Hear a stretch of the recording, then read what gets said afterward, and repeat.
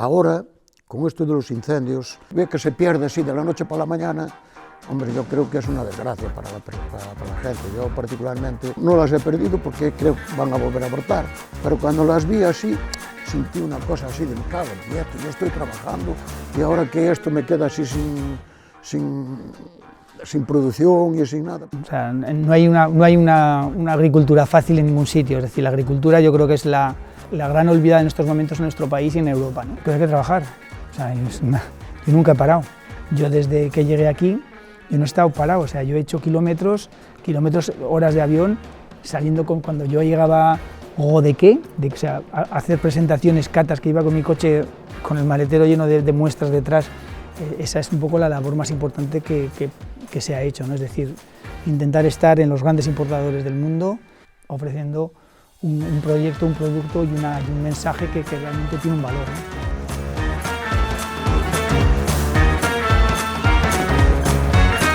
Hola, bienvenidos a Pequeños y Gigantes, este espacio en el que vamos a hablar hoy con Rafa y con Tino, vamos a hablar de la tierra.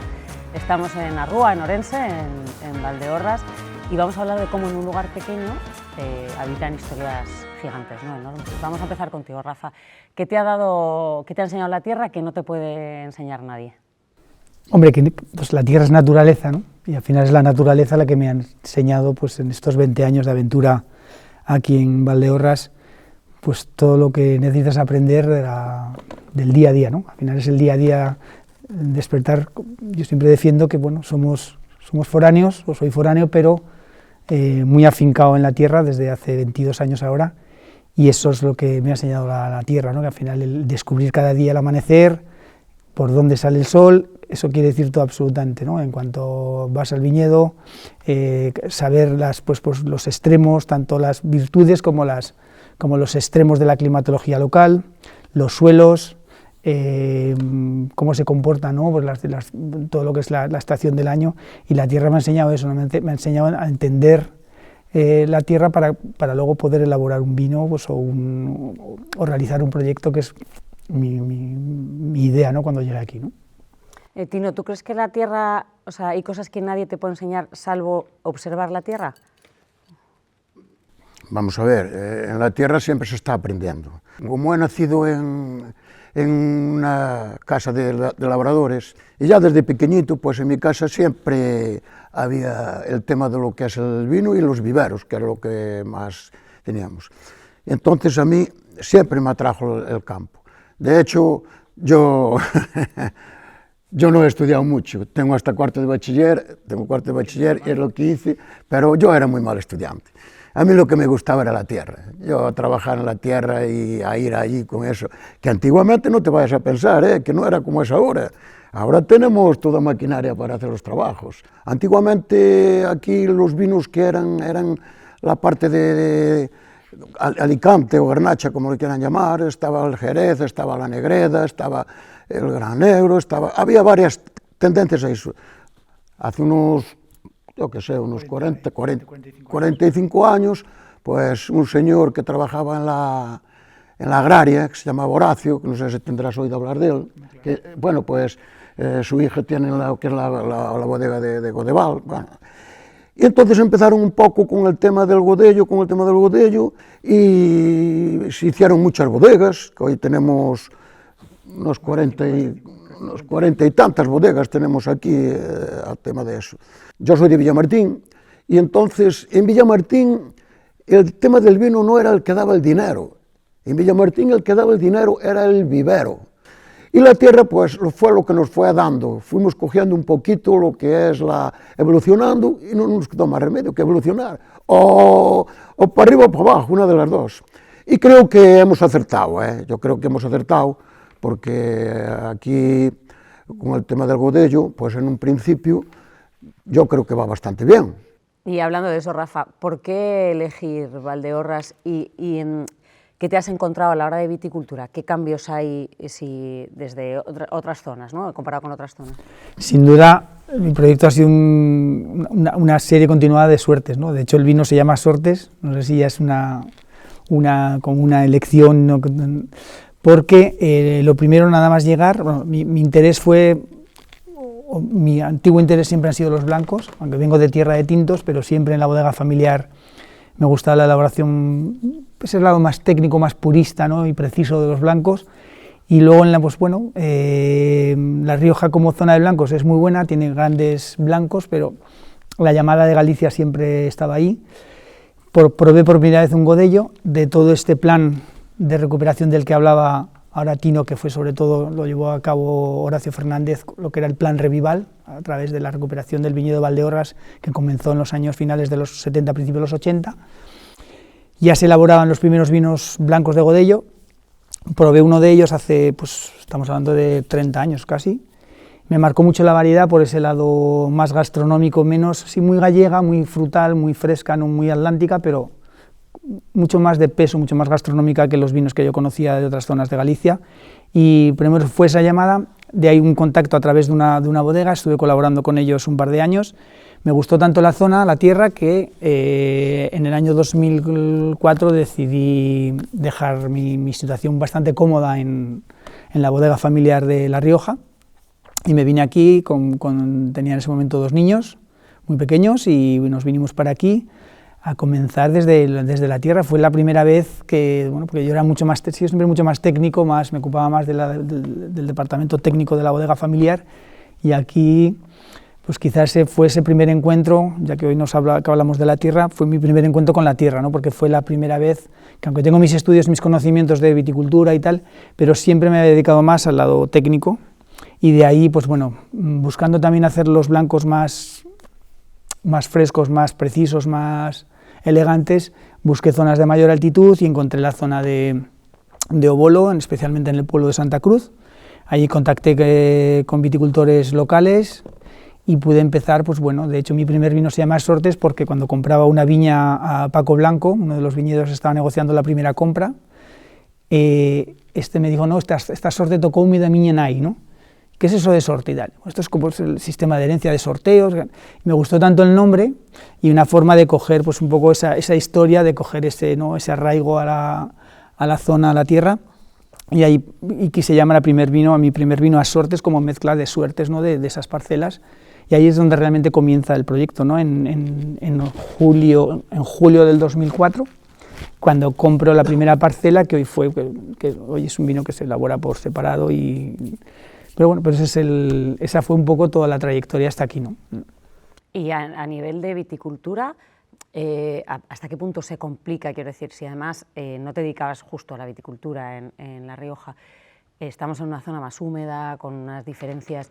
¿Hasta qué punto Valdeorras es complicada o no, o es sencilla a nivel de viticultura? Es como complicada como todas las zonas tienen su complicación. O sea, no hay una agricultura fácil en ningún sitio, es decir, la agricultura yo creo que es la gran olvidada en estos momentos en nuestro país y en Europa, ¿no? Y yo creo que la agricultura, vayas donde vayas, es un terreno complicadísimo, ¿no?, porque dependemos tanto de las inclemencias de la meteorología, que eso hace que, bueno, pues que todo el esfuerzo y que toda la inversión, esfuerzo e incluso emoción personal se pueda ir una noche. Aquí creo que uno de los grandes problemas que tenemos es quizás un exceso de lluvias en la época de otoño-invierno y muchísima sequía en verano. Eso nos complica muchísimo la viticultura. ¿Por qué? Pues porque al final tienes que trabajar muy en prevención en cuanto a mantenimiento de terrenos. No hablo ya de erosiones donde cultives, porque ya si cultivas en zonas de pendiente tienes que estructurar muy bien los bancales o las terrazas para sujetar suelo, y luego como en verano apenas llueve, desde la entrada de mayo, a partir de mayo-junio podemos tener hasta 4 y 5 meses de sequía total, pues se complica bastante. Por eso hay que controlar mucho también la producción para que la planta no se venga abajo, no sufra por ese clima tan extremo, ¿no?, de ser tan gallego durante la época de otoño-invierno y luego ser tan mediterráneo, entre comillas, ¿no?, pues las noches afortunadamente son más frías durante el resto del verano, ¿no? Vale. Y Tino, tú en tu caso, ¿qué te une sentimentalmente al viñedo? Me une pues el arraigo que tengo desde pequeño, ¿me entiendes? Entonces yo quiero conservarla, aunque yo ahora Ahora ya voy viejo, ya tengo que ir deshaciéndome de cositas porque ya no... Pero ¿estás de acuerdo conmigo en que el viñedo era un cultivo especialmente sentimental para las familias? Sí, sí, hombre, cada vecino tenía su cosechilla, su cosecha para poder ir tirando, ayudaban un poco lo que es el vino, ayudaba un poco a lo otro también, en fin, había que teníamos alguno tenía algún ganadillo, ganado poca cosa, alguna vaca o 2 vacas o tal. Es decir, le das un valor sentimental bastante fuerte. Ahora, con esto de los incendios, el valor sentimental de cada persona, lo que tiene, y si lo ve que se pierde así de la noche para la mañana, hombre, yo creo que es una desgracia para la gente. Yo particularmente he perdido, no las he perdido porque creo que van a volver a brotar, pero cuando las vi así, sentí una cosa así de me cago en 10, que yo estoy trabajando y ahora que esto me queda así sin producción y sin nada. Lo de este año ha sido algo que se nos escapa de las manos, es algo tan tremendo y tan desastroso porque ha sido una falta de coordinación total y una fuerza que, bueno, pues que al final ha destruido prácticamente el 60% de Valdeorras. Es un drama muy grande, va a costar mucho recuperarlo, pero sobre todo vamos a ver qué pasa a futuro, porque esto es, si el problema del cambio climático, la estructura montada para combatir los incendios va a menos, entonces esto es un problema muy grande. Aquí ya queda poco de quemar, o sea, ya queda poco de la zona del Valle del Sil y toda la zona de hacia Laroco, es demoledor, o sea, es un drama tremendo. Y eso es una de las cosas que yo tenía previstas para el comienzo de este año, es empezar a moverme. Ahora empiezo con el Concello, que es donde me toca, donde tengo el viñedo, pero también voy a ir a la Xunta de Galicia, si hace falta hablar con el presidente, con quien haga falta, para ver qué es lo que van a hacer a futuro por este desamparo total que tenemos o sea, no podemos dejar en manos que todo un patrimonio, ya no digo yo paisajístico, que es un drama, sino ya un patrimonio económico, o sea, porque al final, o sea, si nos quedamos sin viñedo, porque al final sí, no se han quemado las viñas, pero es igual, porque al final toda la pérdida de forestal que hemos tenido va a provocar unos trastornos climáticos en la zona importantes.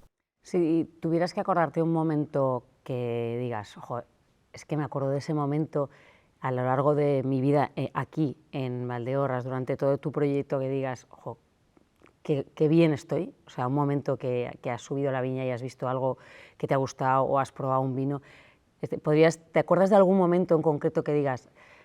Tengo dos momentos, uno muy bueno, que es un poco y uno muy malo. O sea, tengo el muy bueno, que sin duda, cuando me llamaron de la lista Parker, que habíamos obtenido los primeros 100 puntos Parker de Galicia, en la historia de Galicia y en los vinos blancos de España, ¿no? Y entonces fue ese momento más bonito porque me pilló en la viña, fue un momento, pues imagínate, ¿no? Porque al final, yo no he venido aquí para conseguir puntos, pero sí que es un reconocimiento mundial de un nivel, ¿no? Pues que al final, de alguna manera, nos gusta, o sea, todos tenemos nuestro huequito de orgullo y sobre todo, pues fíjate, a veces no sé si la gente de la zona el orgullo de haberlo conseguido aquí, ¿no? Porque creo que el interior de Galicia, especialmente Valdeorras, que ha sido como la gran olvidada, ¿no?, de los vinos blancos. Parece que las Rías Baixas, con todos mis respetos, pero sí, yo creo que la fuerza del Albariño, la fuerza de la de Rías Baixas ha acaparado muchísimo, ¿no?, de alguna manera el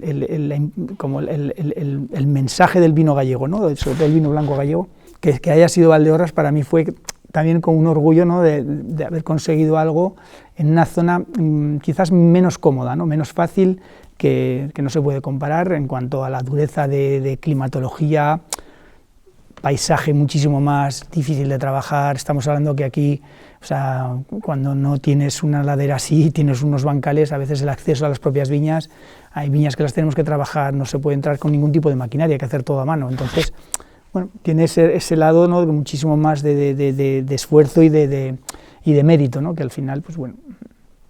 Y decías que había uno malo. Ah, sí, bueno, sin duda, ese día fue la helada del 2017, en el año 2017, una helada que ya se llamaba Noches Negras, ¿no?, que por supuesto que hemos vivido heladas aquí, yo he vivido heladas y tengo viñedos, pero el año 2017 fue algo muy muy duro porque es cuando realmente hablabas de la emoción o de la conexión con la tierra, ¿no? Es decir, cuando una helada aquella noche, bueno, teníamos en algunas viñas las más especiales, o la de los vinos más premium, sí teníamos equipos antihielo, pues quemadores de propano, velas estas de parafina y tal. O sea, me acuerdo que era un aire helador en movimiento, y fue demoledor porque se quedaron, yo creo que se perdió el 70% de la producción o más, pero ya no solo fue eso, sino las plantas sufrieron fue un frío durante unas 6 horas durante la noche, de 3-5 grados bajo cero, y se congelaron las plantas, incluso ver todo aquello negro, ¿no? Bueno, a las horas de todo lo que era verde, ¿no? Ver aquello completamente negro, eso fue un impacto muy muy duro. Y que además luego tienes que trabajar igual. Peor, mucho más. Peor más. Porque hay que podar la planta, hay que podarlas. Sí, muchísimo más. Y en tu caso, Tino, ¿recuerdas algún momento así especialmente duro a nivel...? Porque parece mentira, quizá hay mucha gente que no sabe cómo os exponéis a una sola noche. Unas horas. Del campo siempre tiene que estar a la expectativa de lo que es la atmósfera. Yo recuerdo otro año que estaba yo arando una viña, precisamente. Estaba arando una viña, en aquellos tiempos no había tractor, y estaba arando con un caballo. Ahora vamos con caballos, como los que tienes tú allí en eso. Y vi venir de abajo una nube así negra. Cayeron unas piedras así como pelotas. Quedó ¿cómo se dice?, el suelo, se cogían con la pala las piedras. Aquel año fue, para mí, del campo fue quizás el año que más ha afectado al viñedo en ese tiempo. Y todo quedó chafado, todo afecto, tiró con los pámpanos, pero en aquello ya eran los pámpanos grandes, ya había uva. Y la uva no valió para nada, porque quedó picada de las piedras. Y eso ya, al fin y al cabo, aquí Rafa sabe bien, porque desde que te cae una piedra y aunque le des productos, la uva que queda dañada... No, y la planta queda dañada a nivel... Pero claro, si estás a punto de coger la cosecha, hay productos ahora que le das para hacer una curación y eso, pero el vino ya no va a ser igual. Y después pasa otra cosa, el doble de gasto, porque aparte de que queda la uva herida, hay que tratarla mucho más. Pero entonces, decirme una cosa, cuando tú tienes una cosa así, un tema tan gordo como una helada, seguro que hay mucha gente que piensa que estás asegurado y hay un seguro que te cubre. ¿Eso es así o no? Sí, bueno, hay un seguro, afortunadamente también, y no quiero ser tampoco, pero yo tuve que defender bastante que, bueno, no podemos estar, si estamos a unos precios de kilo en Valdeorras, desde hace 4 años que llevamos unos precios dignos y para que el viticultor se pueda defender, no podemos estar pagando en el seguro ni siquiera una tercera o cuarta parte del precio de venta, ¿no? Entonces eso se modificó un poquito, pero desde luego que ayuda, pero sobre todo ayuda a los viticultores, ¿no? A los viticultores seguro que vamos, pues, a nosotros como bodega nos afecta, pues porque al final nosotros no vivimos solo de las uvas, vivimos de la transformación y de la venta del vino, entonces por eso digo que es un drama mayor, ¿no? Pero bueno, al final el drama es para todos, el viticultor, que para él es su cosecha y su modo de vida, y para nosotros que también es nuestra forma de trabajar y forma de funcionar para que la empresa funcione, ¿no? ¿Qué opinas, Tino? Sí, no, yo particularmente no hago seguro ninguno, porque después no se sabe bien lo que te pueden dar o lo que no te pueden dar. No te lo van a valorar por el daño que te han hecho. Yo creo que hace mucho que no haces un seguro, yo creo que no es así. No es lo que digo yo, ¿no? No. Claro, entonces, la gente está un poco reacia. Yo, por ejemplo, no lo hago. Y los pequeños agricultores, porque yo me considero un pequeño agricultor, los pequeños agricultores no hacen eso. ¿Por qué? Porque les salen muy caros. ¿Qué es lo que estamos hablando? Los seguros agrarios son carísimos.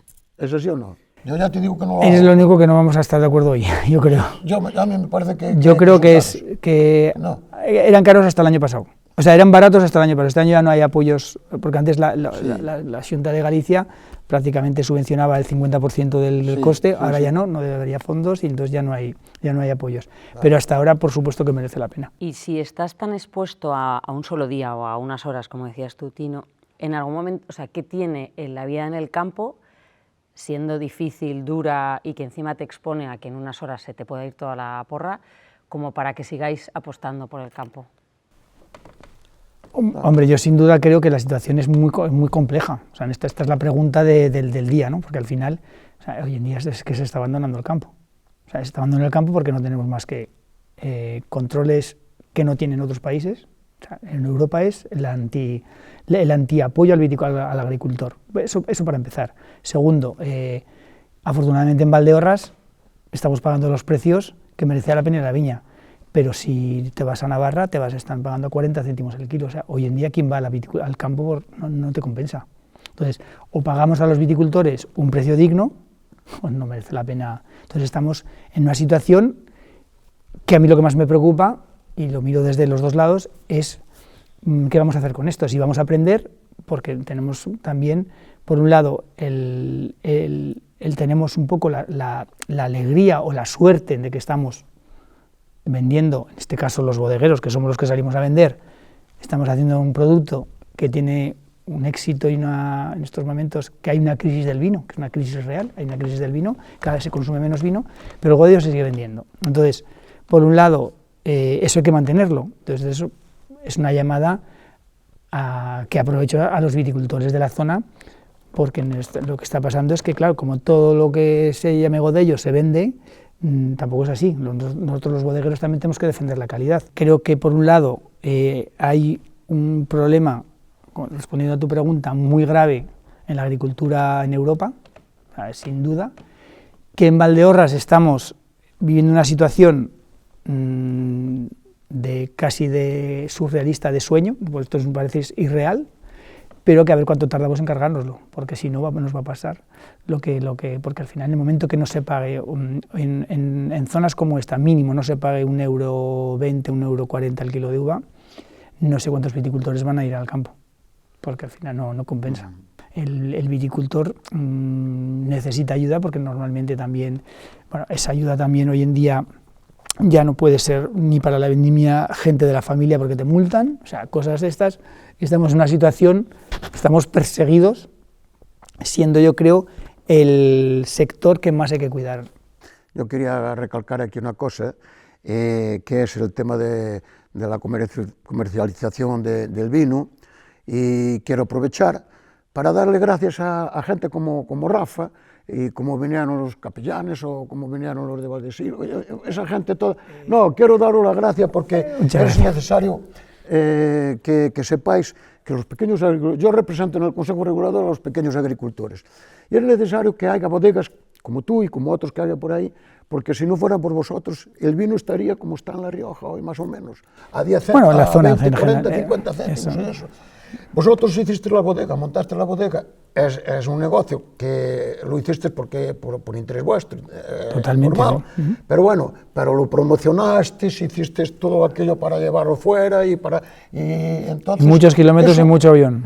Pero eso es de agradecer, quiero decir, yo ahora como represento a los pequeños agricultores, en nombre de todos, quiero aquí a través de Rafa darle las gracias porque, oye, y que sigan así, que no se decaigan, porque, eso te lo voy a decir porque lo sé de buena tinta, nos están comiendo el terreno, la zona de Monterrey, que se planta ya mucho godello. Bueno, es que tampoco puedes hacer nada contra eso, lo que hay que hacer es defender... Pero eso digo yo, hay que defender esta zona.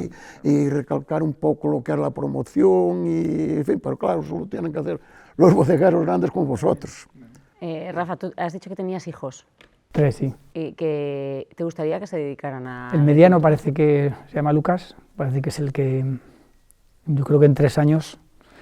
Coincide una fecha muy bonita, porque en 3 años cumplo 60 años, que no son muchos, pero ya son años para ir pensando cosas, y la bodega hace 25, su primer 25 aniversario, y yo creo que será el momento bonito, ¿no?, de presentarlo ya un poco. Tiene que todavía que prepararse, ya ha terminado de estudiar, ahora se va a Australia a trabajar y bueno, estará un tiempo por ahí formándose, y yo creo que será un poco porque a nivel elaboración, a nivel estructural, estamos viendo, tenemos un equipo buenísimo con Pablo Blanco al mando prácticamente de toda la bodega, principalmente el lado técnico y viticultura, con un ayudante que se llama Raquel. Luego en bodega también tenemos una persona esa persona ama de llaves, que se llama Olga, que es de aquí de la Rúa, y un poco de alguna manera tenemos muy bien estructurado el funcionamiento, ¿no? Pero sí que es verdad que dentro de unos años pues sería muy bonito que uno de los hijos, por lo menos que alguien de la familia, porque si no tampoco tendría mucho sentido esto, ¿no?, al final. Sí, pero claro, que pese a que sabes que es una situación, a que ahora mismo se vive una situación de incertidumbre y que el campo no es fácil, a pesar de eso... Pero hay que trabajar, o sea, yo nunca he parado.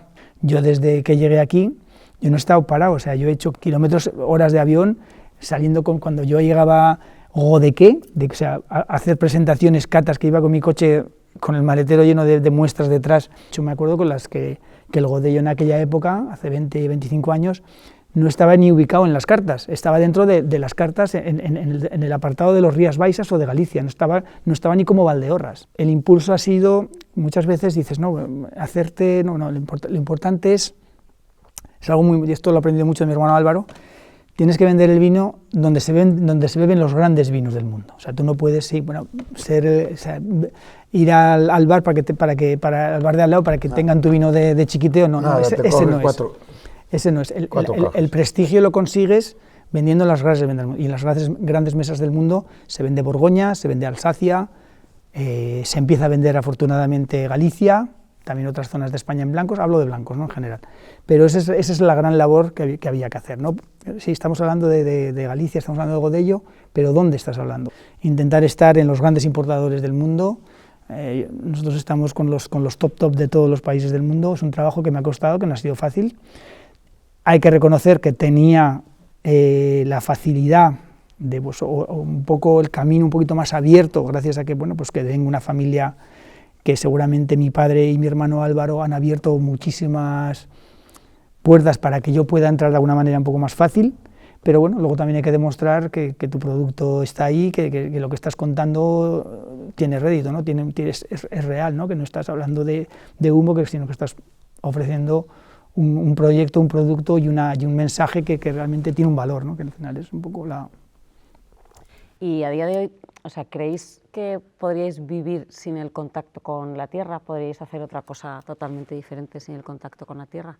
Hombre, es que, por ejemplo, Rafa, que vino aquí y puso el interés todo en montar una bodega y eso es un aliciente para una persona, seguir luchando para seguir ampliando lo que es el negocio, el que es la tierra. Yo pienso que... Yo creo que nos pasa un poco lo mismo al final, claro. Que al final él le viene de sus padres, sí, a mí yo ya nací de sus abuelos, y son herencias, que ese es el gran arraigo que tienen. Para mí, se suma a eso, más diríamos, el arraigo del éxito profesional, ¿no? Es decir, por un lado, tengo un arraigo, que para mí el arraigo seguramente será más que nada esa historia que tengo con mis 4 viticultores principales, que ya no vive ninguno de ellos, el último se murió hace 1 año o 2, año y medio. Ese es el arraigo que yo tengo y que me obliga casi, ¿no?, a seguir, porque forma parte de la historia de este proyecto, que este proyecto para mí a nivel profesional pues lo ha sido todo.